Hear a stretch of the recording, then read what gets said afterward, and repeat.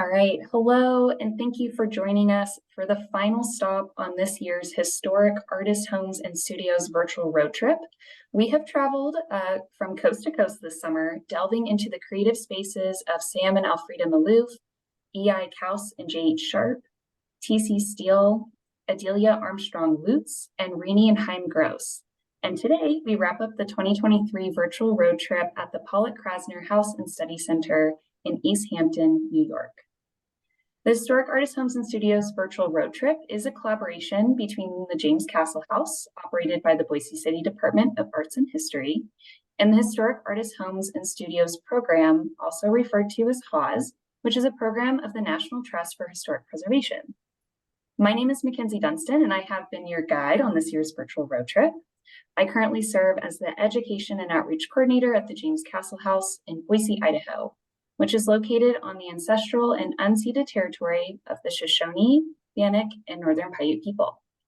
With me today is Valerie Blunt, the Director of HAHS, Helen Harrison, Director of the Pollock-Krasner House and Study Center, and providing American Sign Language interpretation is Lavona Andrew Carson and Peter Boakland.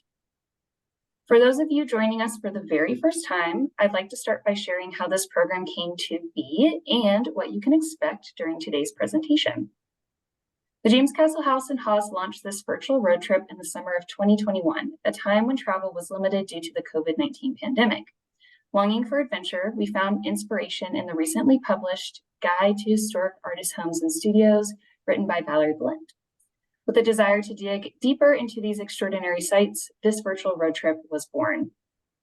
So, fully inspired by the concept of a road trip, where the journey can be just as fun as the final destination, both Valerie and I will offer some travel notes today before our speaker, Helen, presents on the life, home, and work of Jackson Pollock and Lee Krasner. At the end of this presentation, we will host a brief question and answer period. Please feel free to add your questions into the Q&A box at any time. We will also share some related events, resources, mailing lists, and other links through the chat feature. This event is being recorded and will be made available online in the coming days. Along with ASL interpretation, English language captions are available by clicking on the live transcript button at the bottom of your screen and then selecting Show Subtitle. So if you want captions, live transcript, show subtitle.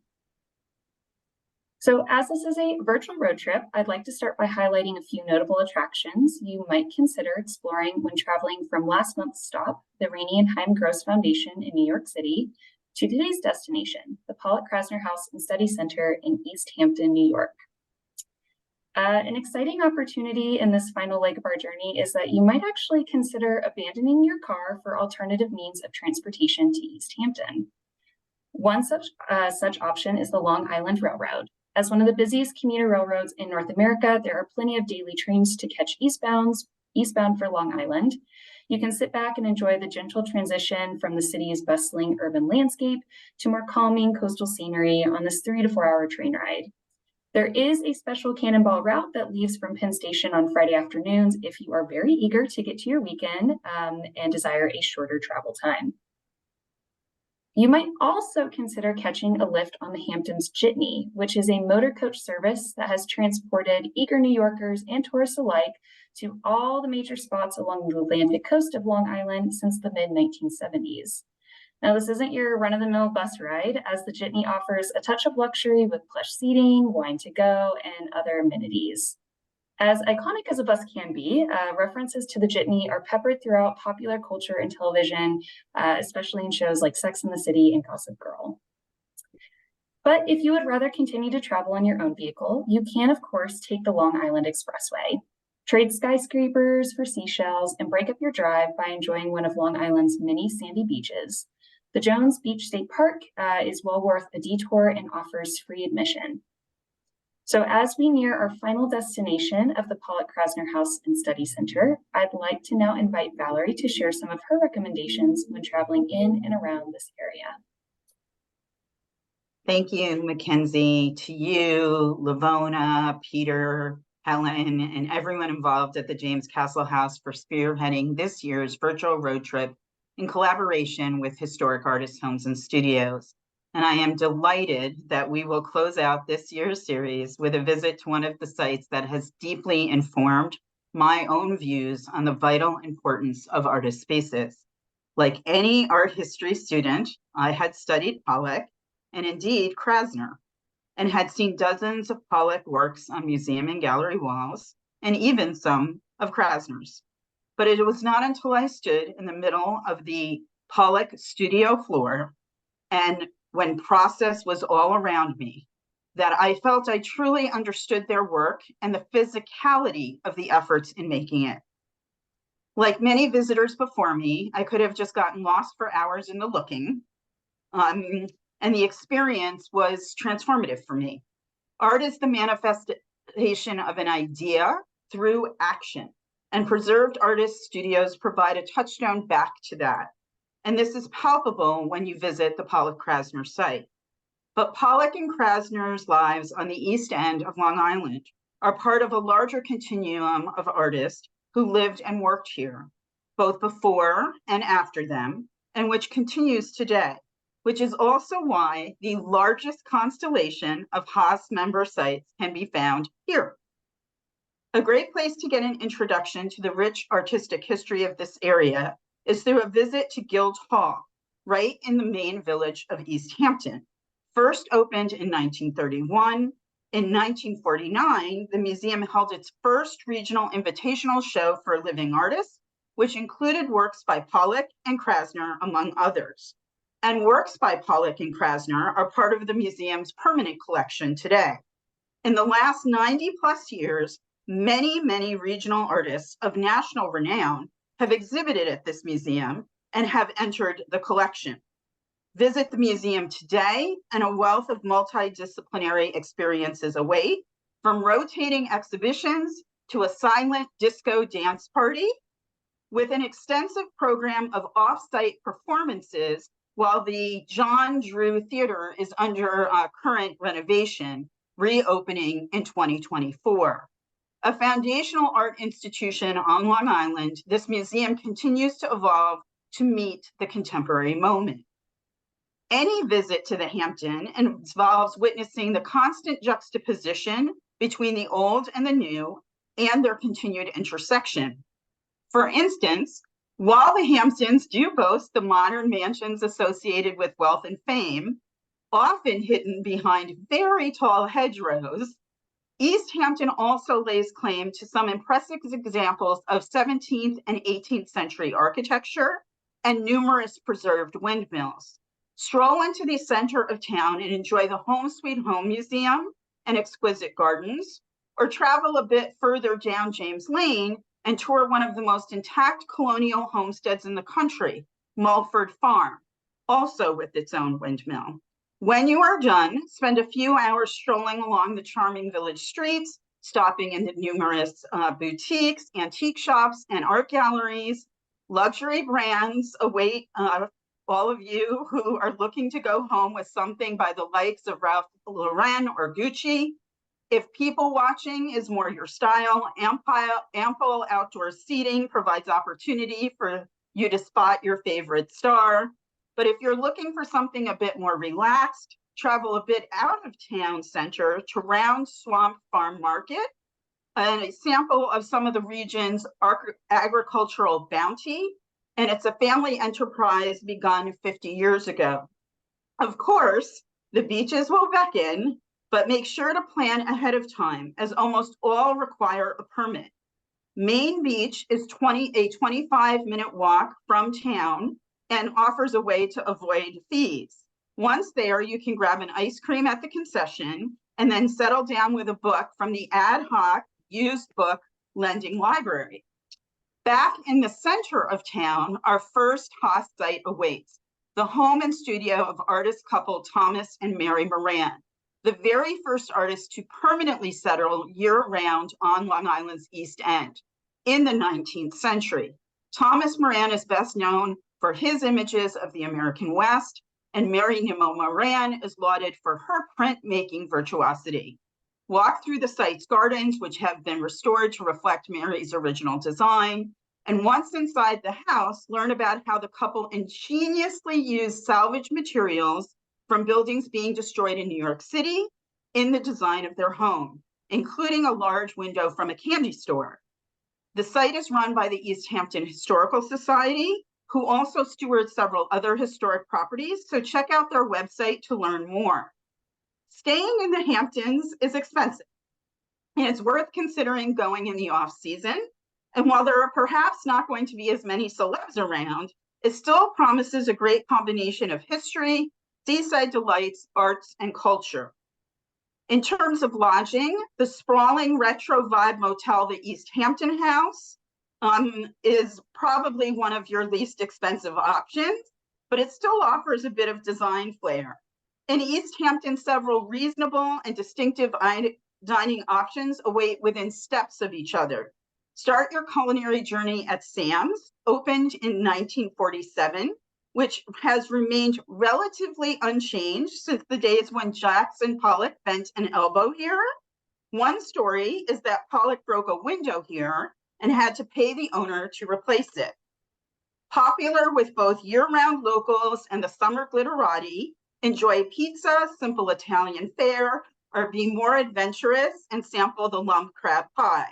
Across from Sam's, Citanova offers a more sophisticated Italian trattoria menu, generous portions, and indoor and outdoor seating. And then right next door to that is the more laid-back Blue Parrot, first opened by a bunch of surfers and now owned by mega galleryist Larry Gagosian, which features burgers, beer, and Mexican-inspired fare. If you're willing to go a bit out of town for affordable lodging, the Wainscot Inn is in nearby Sagaponack is a possible choice.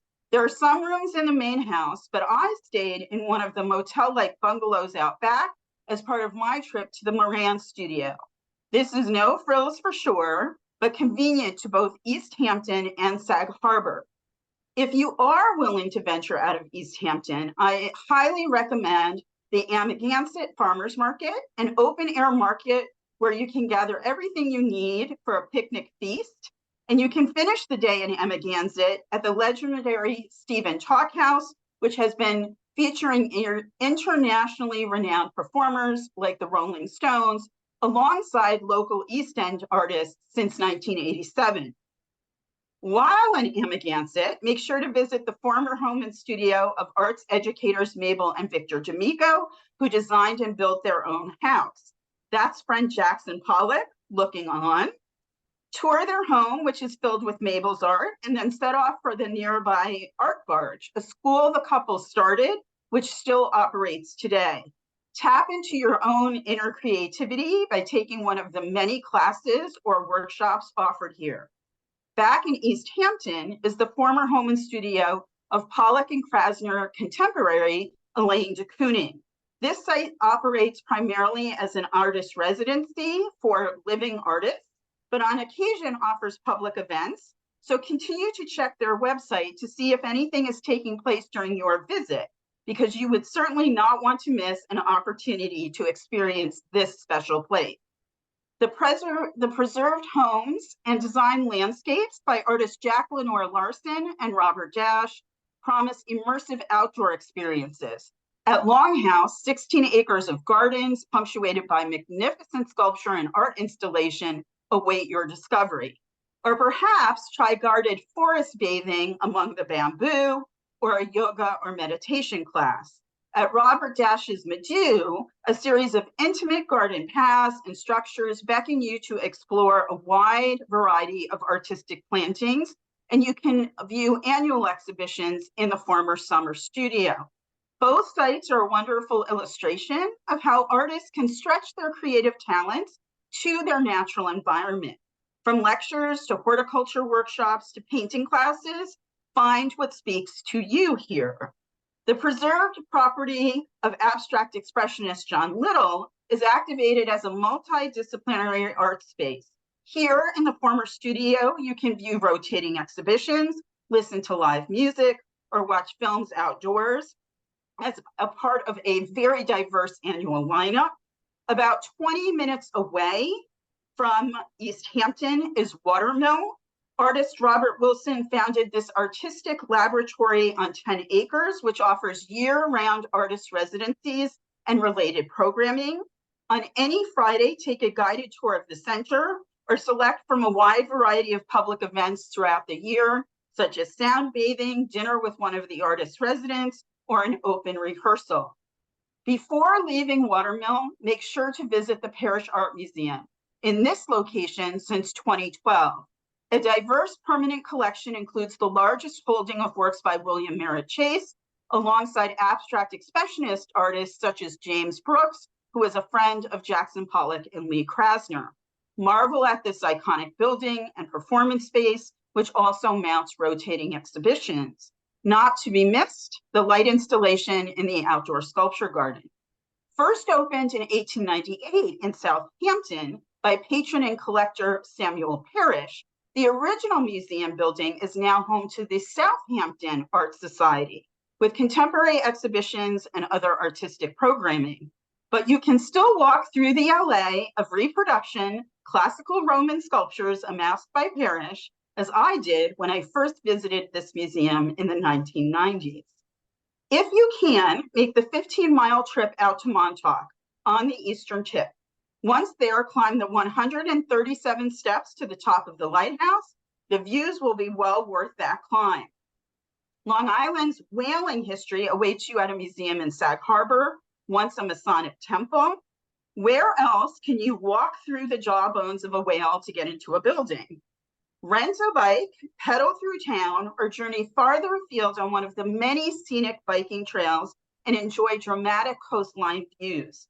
Somewhere during your adventure, stop at one of the many local joints which offer simple, no fuss, super fresh seafood, like lobster roll, bowls of steamer clams, or oysters on the half shell. And I promise you, it will be a sublime experience. Seafood and agriculture are mainstays of this part of Long Island, but so is wine production. So go for a vineyard stroll, a tasting, and cap it off with dinner at the Wilfer Wine Estate. Start to circle back to the hamlet of Springs in East Hampton, where the Pollock-Krasner site is located.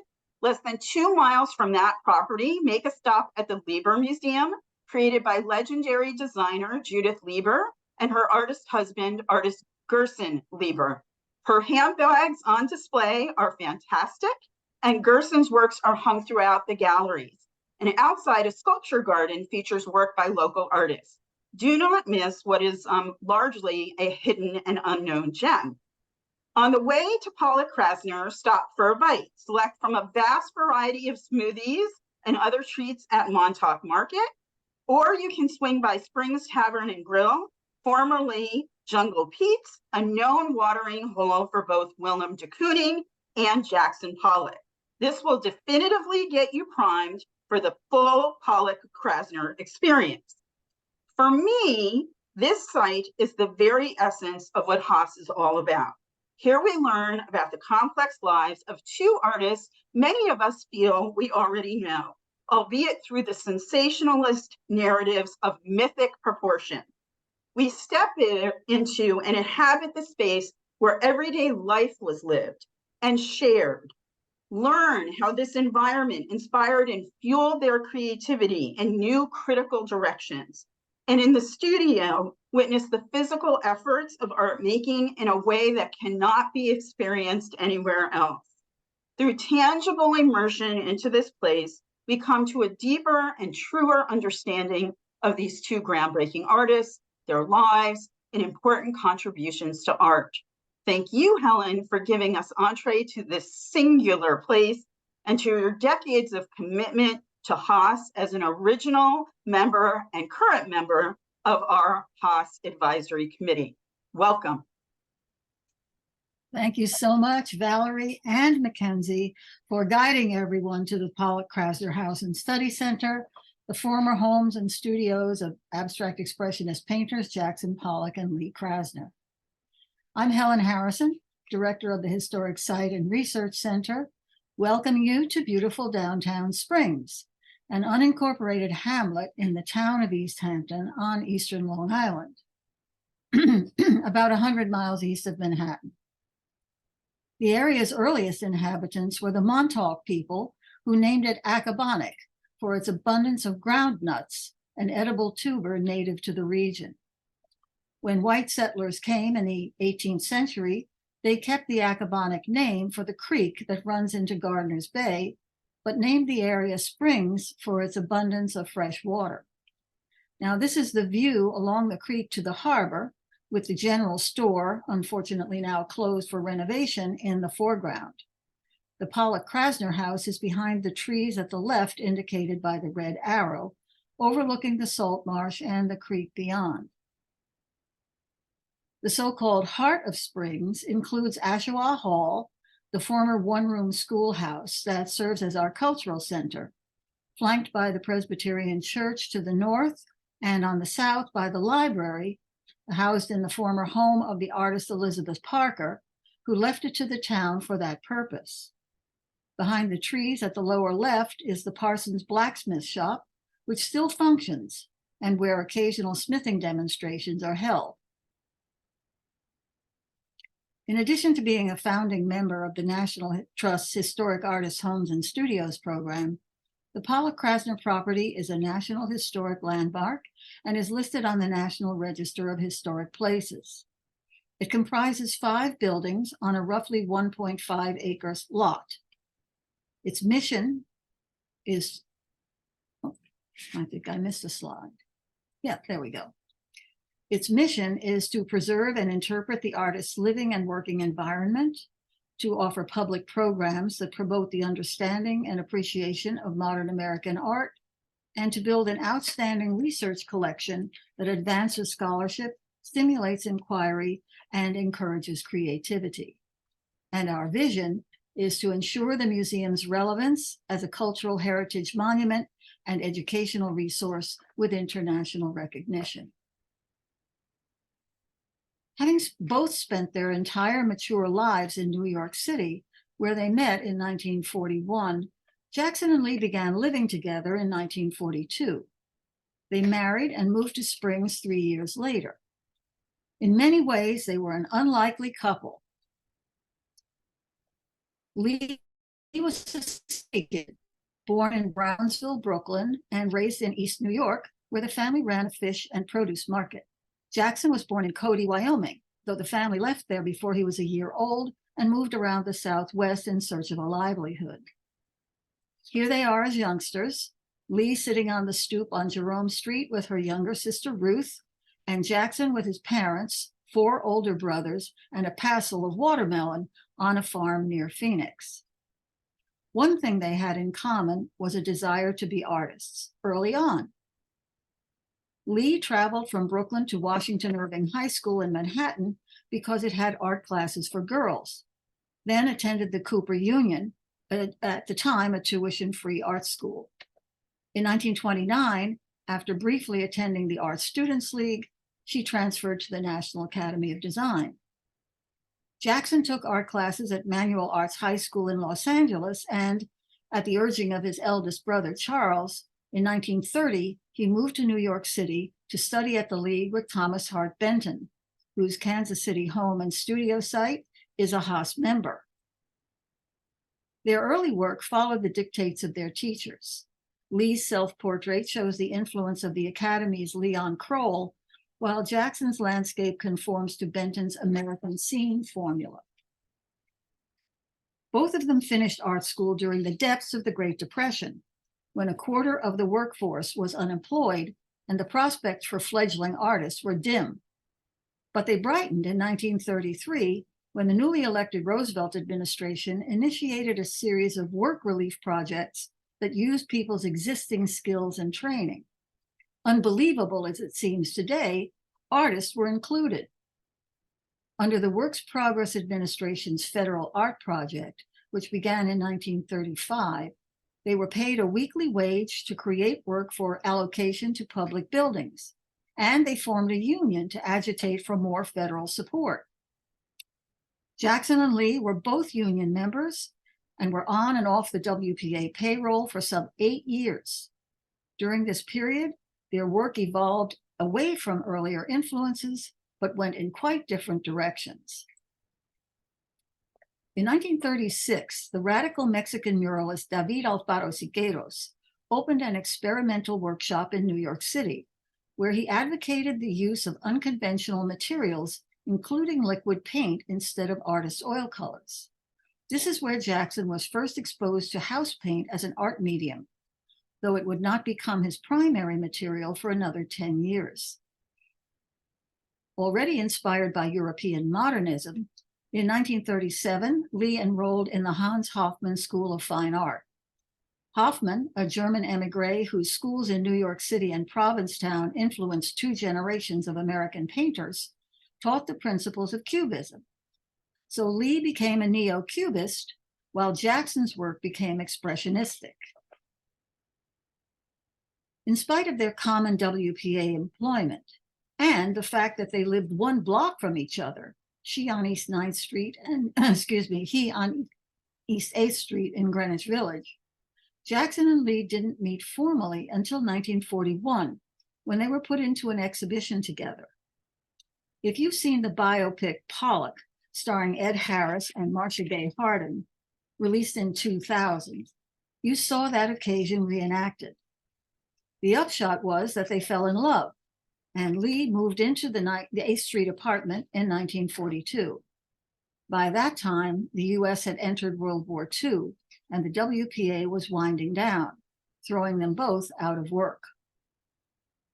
Fortunately for them, the expatriate heiress Peggy Guggenheim had returned from Europe and opened a gallery to showcase her surrealist and abstract art collection and expose new talent. Jackson entered a work in her juried show, and at the urging of her advisors, Peggy became his patron. She paid him a monthly allowance, commissioned a mural from him for her townhouse, and gave him annual solo exhibitions beginning in 1943. Overnight, he went from an unknown to a promising newcomer with the backing of a major modern art collector. The downside of this arrangement was that it put Pollock under pressure to produce, which aggravated his long-standing drinking problem. He and Lee normally spent summers on Cape Cod. But in 1945, they were broke, and friends invited them to share a cottage in the center of this cluster on Louse Point in Springs, overlooking Gardner's Bay on one side and Accabonac Harbor on the other. This was their first exposure to the area, just as scenic as the Cape, but only 3 hours from Manhattan by train. Lee suggested that they sublet their apartment and get a cheap winter rental, away from the city's temptations and distractions. Jackson vetoed the idea, but changed his mind after they returned to 8th Street. Instead, he proposed that they move to Springs permanently, buy a house, and settle down. Lee thought he was crazy. As she put it, "What are we going to use for money?" But he insisted that it felt like the right thing to do. The only way to make it happen was to convince Peggy to underwrite it. Through a local realtor, they found a vacant homestead on Springs Fireplace Road for rent with an option to buy. It included a dwelling built by a fisherman in 1879 and a few outbuildings, one of which was a storage barn for fishing equipment that could be converted as an art studio. They moved in on November 5th, 1945, and within a week had Peggy's agreement to lend them the $2,000 down payment on the $5,000 purchase price, and they got a mortgage for the balance. The deal required Jackson to turn over his entire output, except for 1 painting a year, until Peggy could sell enough work to pay herself back. As Jackson's note to his friend Reuben Kadish remarks, there was a lot of work ahead. The house had no plumbing. The outhouse was several yards away, and only coal stoves for heat. With post-war rationing still in effect, coal was hard to come by. But the Spartan conditions did not deter them from inviting friends to visit, and they asked the family to come for Thanksgiving. Remarkably, both artists managed to be quite productive, working inside the house over the winter and spring while financial arrangements for the purchase were made.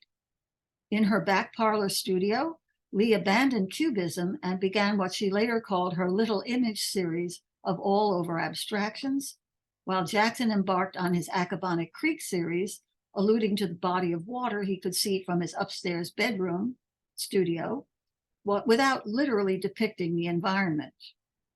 Once they took title to the property in April 1946, Jackson made plans to renovate the barn as his studio.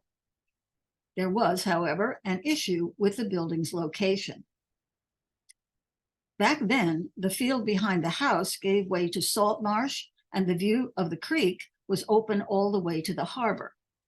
But the barn, which sat on the concrete floor that's still visible on the lawn, blocked the view. So Jackson had it moved to the north side of the property. He had the concrete floor replaced with wood and had a big window cut into the north wall to admit natural light. The lean-to on the south side, originally used for fish trap storage, had a dirt floor. The building had no electricity or heat, so he could not use it at night or in freezing weather. But it was in this building's main area, roughly 21 feet square, that Jackson created his most famous paintings. Here you see him in 1947 at work on alchemy and surrounded by several identifiable paintings, including Galaxy, Phosphorescence, and Reflection of the Big Dipper, whose titles reflect natural phenomena he experienced in his rural surroundings. Although most of Lee's Little Image paintings are untitled, a few of the early ones, like Noon, Nightlife, and Shellflower, also refer to similar stimuli. By this time, the couple had settled into country living. Their border collie, Jip, was soon joined by a goat and a crow, which Jackson tamed and dubbed Caw Caw. Clamming, fishing, and a vegetable garden helped put food on the table, and family gatherings were occasions for hearty meals that might include Jackson's home-baked bread or apple pie, or Lee's adaptation of Jackson's mother Stella's recipe for potato pancakes. Despite being isolated from what Jackson called the city's wear and tear, he and Lee were not out of touch with their fellow artists, many of whom came to visit and also migrated to the area. And they often traveled into town, where Jackson, now represented by the Betty Parsons Gallery, had solo exhibitions annually, and where he and Lee were included in group shows. Life magazine's 1949 profile of Jackson was a turning point in his career, exposing him to a national audience. It had a circulation of 5 million, with Martha Holmes's photographs illustrating his singular technique for the first time in print. The article boosted sales from his winter show, which earned enough money to pay for full plumbing and central heating in the house. 2 years later, a spread in Art News magazine with photographs by Hans Namath further documented Jackson's improvisational creative process, of which Autumn Rhythm is a prime example. As he explained in an interview, his purpose was to express his feelings rather than illustrate them, to work from within, to elicit forms generated by the unconscious that would have universal resonance. Meanwhile, Lee was still working in the house, either in Jackson's former bedroom studio or, when that room got too cold, in an area that's now the dining room.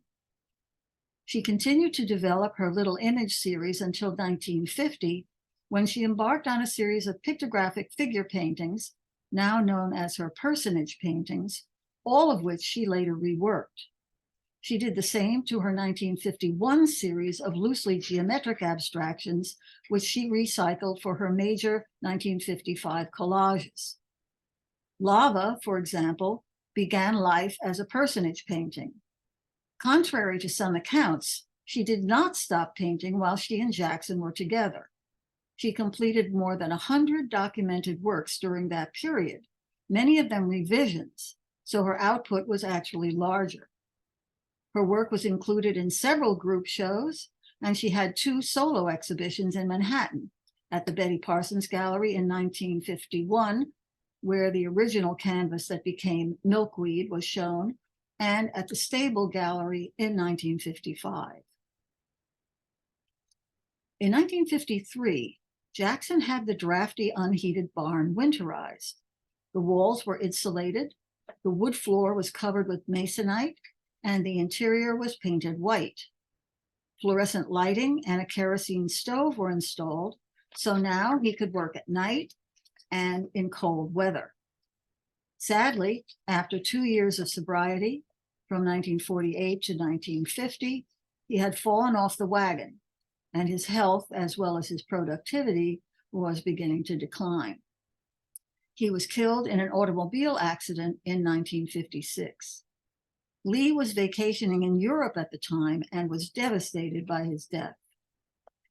As Jackson's sole heir and the executrix of his estate, she now had the responsibility of managing his legacy and promoting her own career, and she did both jobs superbly.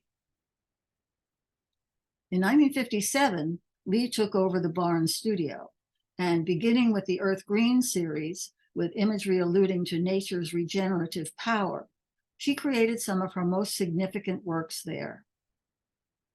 This 1962 photo shows her in the studio with two major canvases, Vigil of 1960 at the right and Earth Green 1957 behind her, as well as many recent works on paper tacked to the wall.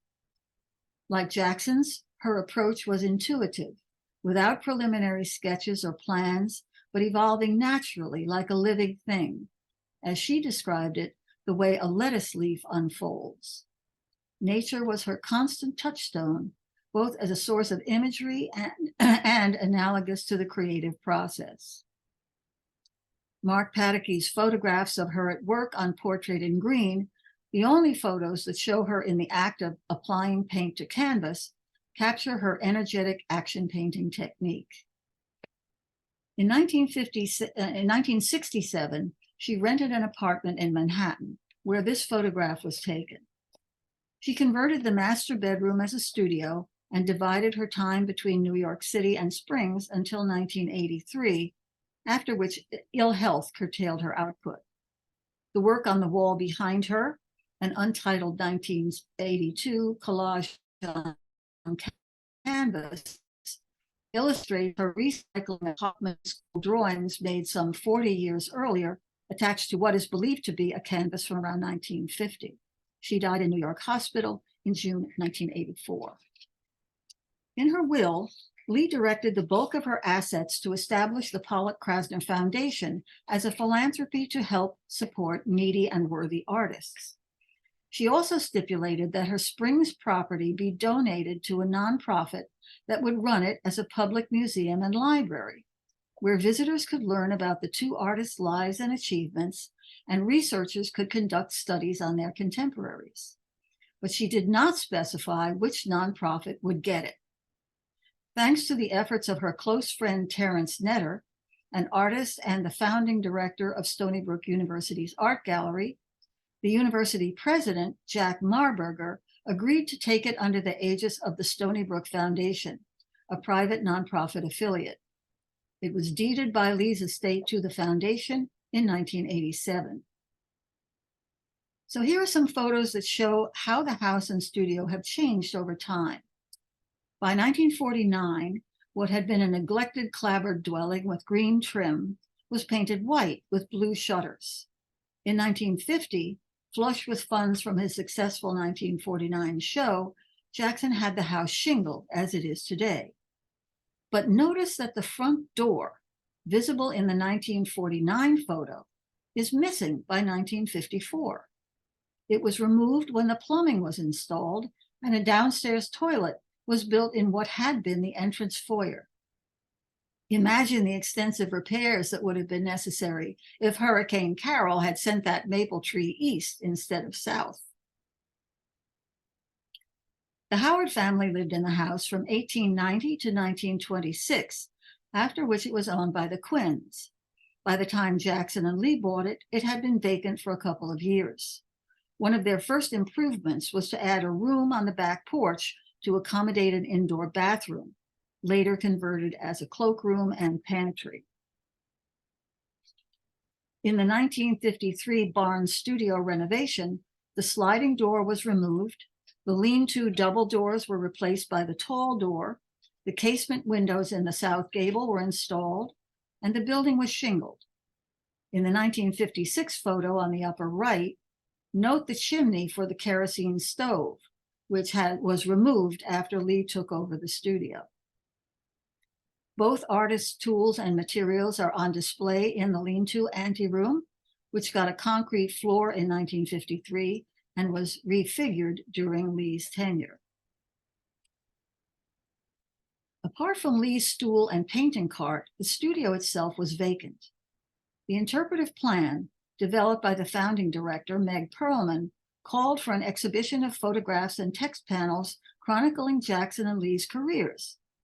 During her research, Meg was made aware that the original wood floor had been covered with masonite. When the masonite was removed, the spillover from Jackson's most famous poured paintings was found to be intact under a layer of tar paper. As it happens, I was present during the restoration when, as an art critic for the New York Times, I was assigned to cover the uncovering. That's me on the upper right, notebook abandoned, peeling back some of the tar paper under the watchful eye of conservator Rustin Levinson, who's shown consulting with Meg at the lower left. Today, the studio contains evidence of both artists' techniques, with Lee's exuberant gestures from such paintings as Gaia visible on the walls. Jackson's innovative pouring technique is documented on the floor, where the remnants of several paintings, including Convergence and Blue Poles, are clearly identifiable. Initial conservation revealed that a number of floorboards had been infested by powder post beetles, now long extinct. Mercifully, they eat wood but not paint, and the structural damage they called required remediation, as shown here. The work was partially supported by funds from the National Trust as part of a larger conservation project funded by Save America's Treasures, a federal program that paid for floor reinforcement and the installation of HVAC and fire suppression systems in the house and studio.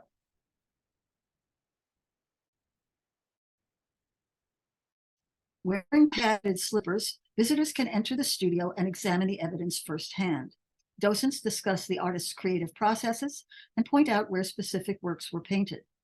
But those paintings are in museums and private collections around the world. We did not inherit any of them. To work around that deficit, we have developed Tracing Paint, a virtual reality experience that takes participants back to the studio as it was when Jackson and Lee worked there. The complex development process, also partially supported by the National Trust, involved simulating the building's interior during Jackson's tenure in the 1940s and 50s, when the walls were bare wood, and then as it was when Lee used it in the 1960s. Some of their tools and materials are positioned in situ, and examples of their work return to the locations where they were created. Oculus headsets provide the 15-minute Tracing Paint experience as an optional addition to the guided tour. It is also available as a download for those with Oculus and Vive equipment. And I'm going to show you an excerpt minus the audio.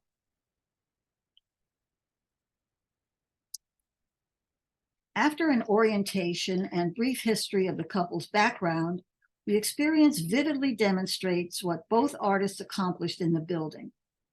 First, we go there in Jackson's day with a portion of Hans Namath's black and white film of Jackson working on number 27, 1950, shot inside the studio, illustrating his improvisational technique. The film is silent, but some of the narration for Namath's color film, which was shot outdoors, is overlaid so we can hear the artist discussing his approach in his own voice. Using a controller that works like a laser pointer, participants can navigate around the space as they choose. But occasionally, a tone sounds and footprints appear on the floor, guiding them to a location where a particular painting was created. 3 of Jackson's works, Galaxy, a small one from 1947, number 3, 1950, and a medium-sized one on masonite, and Blue Poles, the last mural-sized canvas created in this space, are recreated. Let me just run back just a moment and show you Blue Poles again. There it is. The mobile footprints at the end of the pointer show that we can even walk on blue poles, just as Jackson did while working on it. Transitioning to Lee's tenure, an untitled red painting from 1963, and Gaia, a large 1966 canvas, and Portrait in Green from 1969 fit into their original outlines on the walls, and Lee offers revealing commentary on her process while an animation of Mark Pataky's photographs of her in action is played. With narration providing context and a score by contemporary jazz saxophonist and composer Jane Ira Bloom, the experience offers a unique opportunity to return the artist's work to the place where it was created and to hear them discuss it, greatly enriching the studio's potential as an interpretive tool. It also makes the building accessible to people using mobility devices like wheelchairs and walkers that would damage the paint-covered floor. Now let's take a look inside the house. Lee Krasner's estate deeded the property directly to the Stony Brook Foundation, so all the contents are intact. The artist's furnishings and personal possessions are still there, though few of them date from Jackson's time. Lee outlived him by 28 years, and she added many pieces after his death. But the English court cupboard and a Spanish sideboard that serve as the kitchen counter were there in Jackson's day, and we still have the chairs shown in the black and white photo. We also have the rectangular oak dining table, which Lee gave to a friend when she got the round table we have today. The rectangular table was left to us in her friend's will and is now in our study center library and archives at Stony Brook's Southampton campus. Over the cupboard, as you see in the photograph, the color photograph, is, wait a moment, over the cupboard, yes, is the only original Pollock painting we own. It was a gift from Margaret Weinstock, the widow of the attorney who wrote Jackson's will. Although the will was executed in 1951, the painting dates from the late 1930s. It was one of the few small works Jackson offered, and I asked Margaret why they chose this one. Her answer was because it looked the least like a Pollock. The painting next to the window, a copy made for the Pollock movie, represents Lee's neo-cubist work from the same period, nicely illustrating their contrasting approaches around the time they met. When Jackson and Lee moved in, there were 4 rooms on the ground floor. They removed interior walls, closed windows and doors on the outside walls, stripped the Victorian-era wallpaper, and created an open interior painted white to show off their work. Even the floor was white, as it still is in the upstairs bedrooms, though by the 1970s, Lee had had the floor returned to its original wood finish. The broken anchor hanging in the living room was a beachcombing find, seen in photographs as early as 1949. The white sculpture, titled Abraxas, was made by Lee's nephew, Ronald Stein, in 1968. It's one of the few artworks that was deeded with the property. We have the polar bear rug, but it's very fragile and is now in storage. We also have the artist's personal library, phonograph record collection, and 1954 hi-fi set, which still works. They both loved jazz, and while Jackson didn't listen to music in the studio, where there was no record player or radio, he did often play his jazz record collection at top volume in the house. 2 exhibitions are held each year in the downstairs rooms, which are accessible to the disabled via a ramp installed in 2000. A publication and sometimes a website accompanies each show, which focuses on some aspect of the New York School, Jackson and Lee's Circle, and occasionally the artists themselves, as in the current show, Lee Krasner Portrait in Green, with loans from the Pollock-Krasner Foundation including the major 1969 canvas that's featured in Tracing Paint because spillover from it can be seen clearly on the studio's east wall. In the upstairs hall, prints by both artists are on display. The 1951 screen print by Pollock at left was deeded to the museum by Krasner's estate. The guest room contains their original twin beds with crocheted coverlets made by Pollock's mother, Stella. The screen print is Embrace, 1974, by Lee Krasner. The master bedroom is much as Lee left it. Her shell collection now occupies the window shelves. The 1932 portrait of her is by Igor Pantuhov, a fellow student at the National Academy with whom she lived in the 1930s. The dress was custom made for her in 1967. Notice the white floor, which is covered with the same type of masonite squares used in the Barnes studio. The bedroom studio that was used by Jackson from 1945 to 1946, then by Lee from 1946 to 1956, is here. After she took over the Barnes studio, she converted it as a guest room and office. The kiosk displays images of paintings by both artists that were created in this studio. The poster is from Lee's 1973-74 solo exhibition at the Whitney Museum of American Art. When I became director in 1990, this room was my office. My assistant and I now have our desks in the garage, which was converted as an office and restroom in 2015. When we acquired Jeffrey Potter's collection, we used the guest room as the study center and office.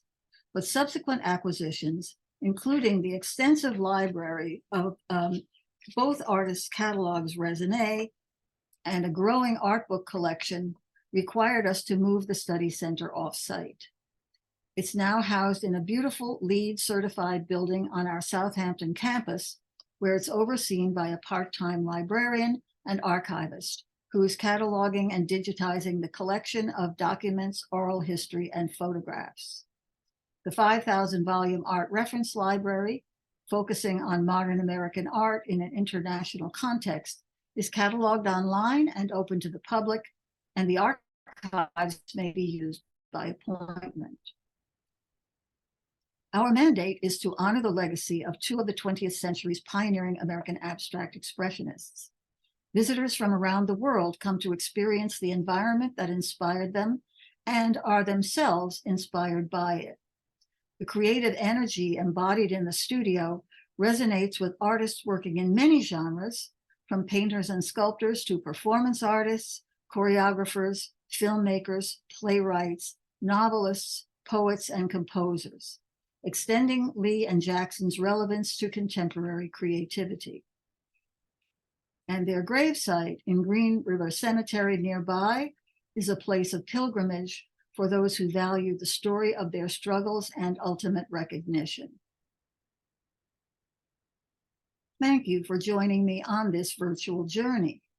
I hope you'll come to visit their property in person, not only as a monument to two of America's foremost modern artists, but as a living testament to abstract art's power to communicate across time and across cultures. Thank you so much, Helen, for providing us with such an incredible presentation of the stories and the works and the legacies of Jackson Pollock and Lee Krasner. To see and learn more about their creative spaces and their domestic spaces, both which seem still very full of their energy, has been such a treat, and I definitely think is well worth a visit in real life. We are now going to move into the Q&A portion of this presentation. So our audience is welcome to send any and all questions to the Q&A box, and we'll answer as many as we can. I'm also going to put some links in the chat that provide some more information about the Pollock-Krasner House, HAHS, the James Castle House, and this virtual road trip series. So while questions are coming in, I do want to start with one of my own. From what you've shared, the Stony Brook University and the Pollock-Krasner House and City Center are intricately linked. So I'm curious if there's ongoing scholarship or research opportunities at the site through the university or at the library specifically. We don't have formal classes because we are 65 miles from the main campus. Okay. And there is no art department component on the Southampton campus, not at present. But a fellowship is being established to bring a scholar to the campus on a periodic basis, somewhat similar to the Smithsonian American Art Fellowships, where people will come specifically to do research using our collection, and then presumably we'll be able to reactivate interaction with the art community, because as Valerie mentioned, we just have a passel of artists who just live and work in the area, many of them full-time, not all, but, and then there are also museum professionals. There are these wonderful other sites. We have gallerists, we have art historians, and people who are just in the art community in general, collectors, and those people can also be a huge resource for students and scholars as well. So I think that this is another long-term plan, is to make the Southampton campus become more of a hub for that type of study. Yeah, that's incredible. It sounds like there is a lot of opportunity and a lot of access just sort of waiting to be tapped. And we do have interns who work either remotely, some work remotely doing cataloging and other projects. And then occasionally, if we have someone who lives nearby, who is a Stony Brook student, they can work with us. In fact, a couple of years ago, we had a guy who was a Stony Brook student. He just lived right down the road in Springs. And he came in with our librarian and reorganized the Pollock and Krasner's personal library collection and recatalogued it. So, you know, every now and again, we'll get someone who is conveniently able to work with us directly. Yeah, that sounds like an incredible experience. Hopefully there's more to come.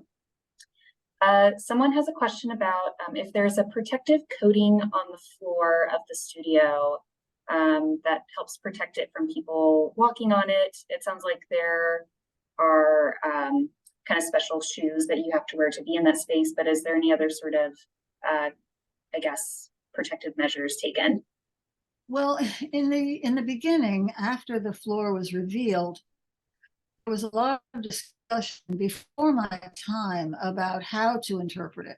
And the idea of putting, a plexiglass covering or some other kind of transparent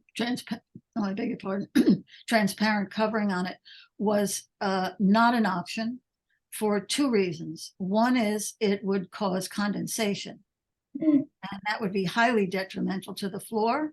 And the other was that in order to support it, if you lifted it off the floor to give it some breathing space, you'd have to have supports every foot or two to hold it up.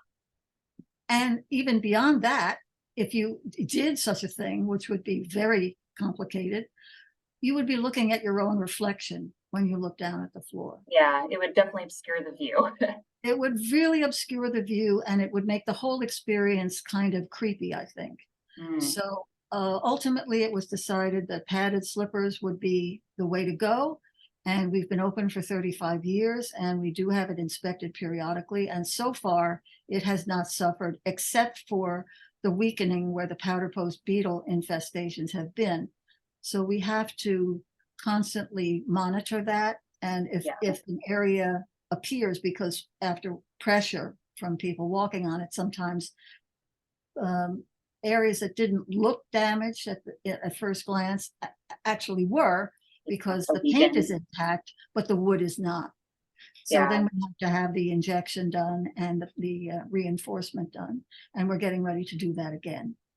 Gotcha. Yeah, I'm sure for any professionals who work in historic homes or artist homes that are made of wood, and even are in areas where there's more moisture in the air, that these sort of issues are very prevalent. And it sounds like it's a specific beetle that has caused an issue in the past. Is that correct? The understanding is that those beetles were probably in the wood when it was new, and not because if they had come in later, it would have been a more general infestation. But it's only a few of the boards that are affected.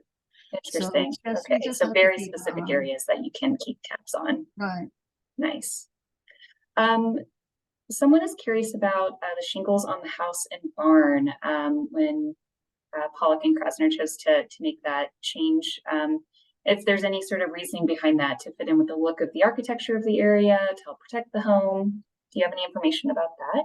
Well, in both things, because the area, most of the houses in the area are shingled with cedar shingles and shakes, cedar shakes on the roof.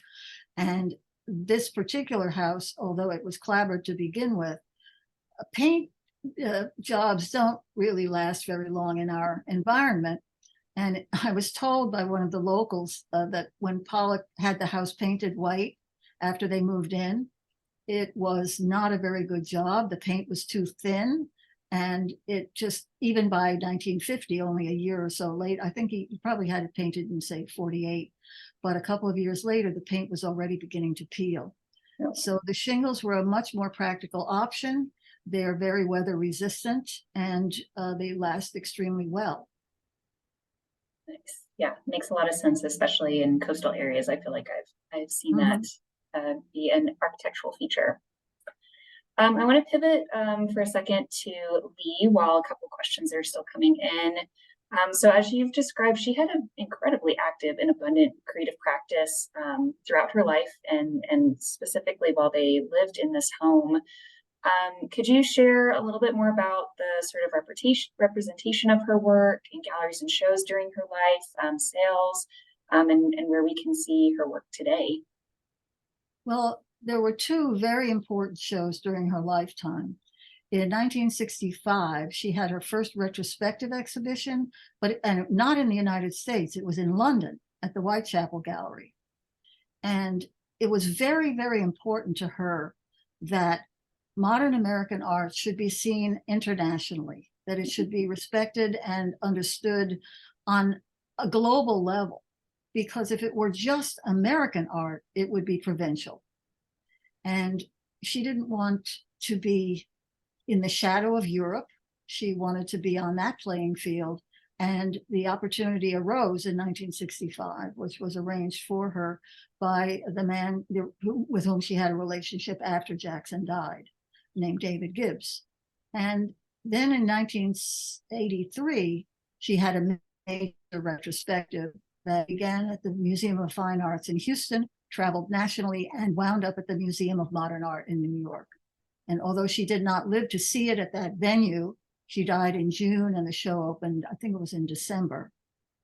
She knew it was going there. And that was, again, where she wanted to be with the international modern artist. And in fact, I showed you the poster of her Whitney Museum show from 1973-74.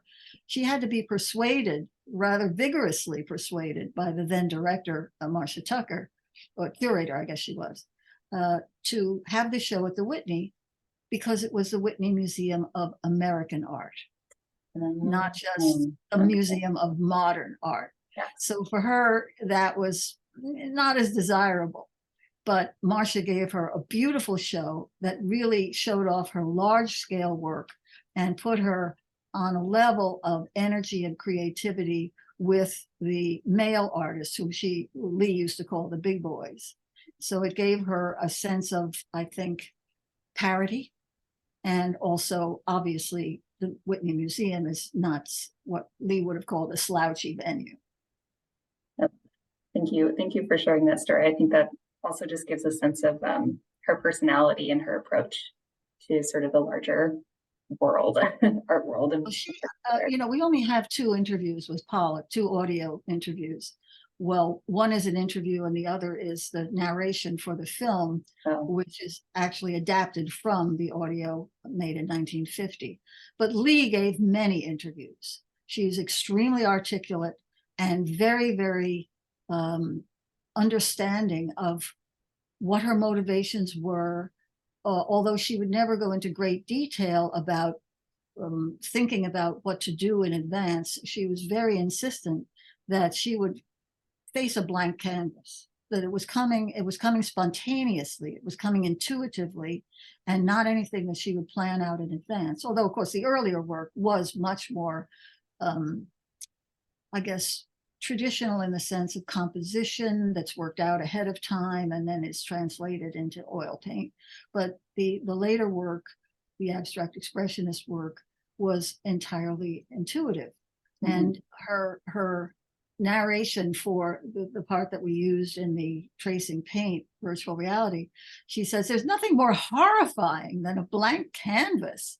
So here she approaches it with great trepidation, but she's going to do it anyway. She's just committed.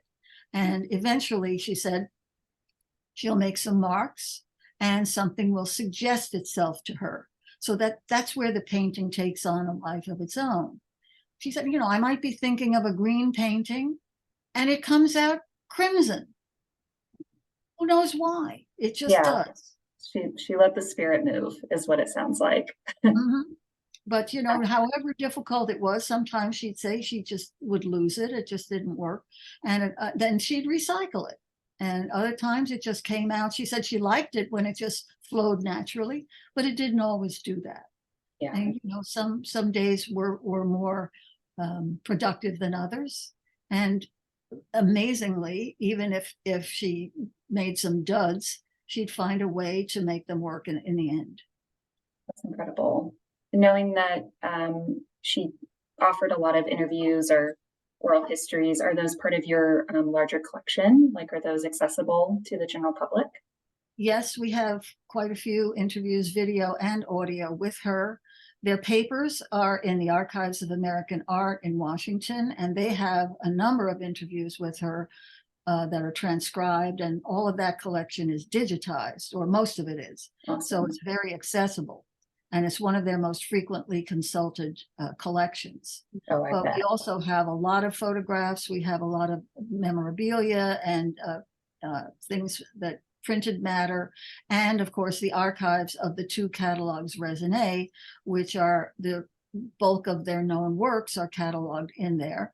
And then there's a supplement to the Pollock catalog. And we also have those archives, and a supplement to the Krasner catalog will be coming out soon, and we will probably get those as well. And we have papers of Frances O'Connor, who was the primary Pollock scholar. So we have that material too. So it's quite a large archive, very relevant for people doing research on both of them, and also abstract expressionism in general, and the artists of the region. That is an abundance of resources. That's incredible. Oh my goodness.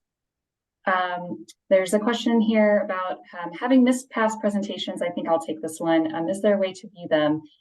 Yes, there are 3 years worth of presentations for the Historic Artist Homes and Studios road trip. They are all available on the James Castle House's YouTube, and I believe they are linked on many of the past sites that we've visited, and I believe also on the Historic Artist Homes and Studios webpage as well.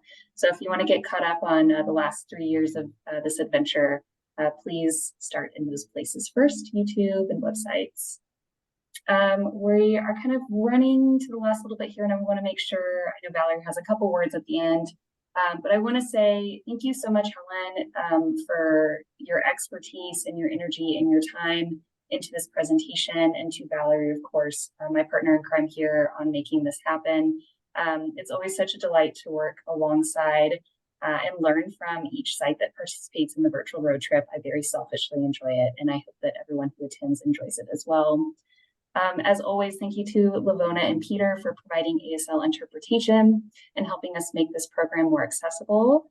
And of course, thanks to everyone in our audience for your continued support of this event series. So as a reminder, this presentation has been recorded and will be made available within the coming days. And as mentioned before, you can view the entire catalog of HAHS virtual road trip presentations on the James Castle House YouTube channel, as well as the James Castle House website and the Historic Artist Homes and Studios website. And although this year's road trip is coming to a close, the adventure, of course, can continue with the handy dandy Guide to Historic Artist Homes and Studios by none other than Valerie Bulent. It really is such a beautiful book. It's one of my favorites and features most of the HAHS membership sites, and is a wonderful resource for those that want to dig a little deeper or even plan your own road trip to sites all over the country.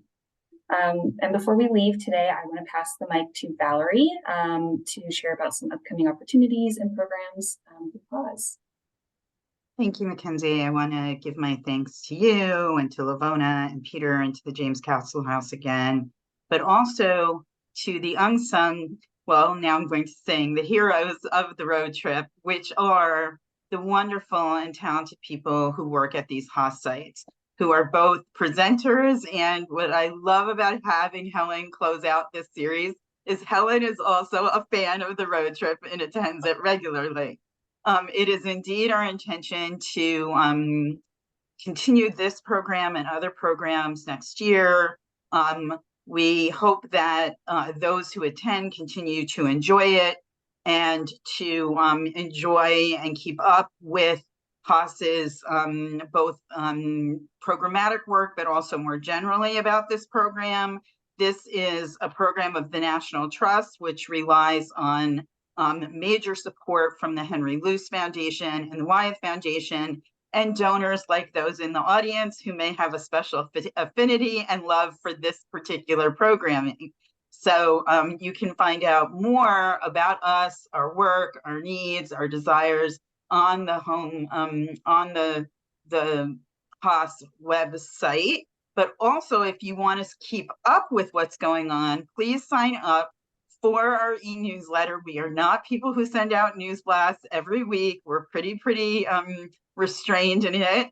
But if you want to find out what we're doing and what programs are coming up, please sign up for it. And I say this very particularly because if there is anyone in the audience who is liking what they are hearing about the Hamptons and all the things and artist homes there are to see, we are contemplating in HAHS leadership actually conducting an in-person actual road trip to the Hamptons, off season, of course, but with really amazing itineraries, which would include a lot of the places you heard today, but also additional private collections, etc. So if you are interested, we're going to be starting to send out save the date notices on that pretty soon. So you can sign up for the HAHS newsletter, or you can reach out directly to me at vballin@savingplaces.org.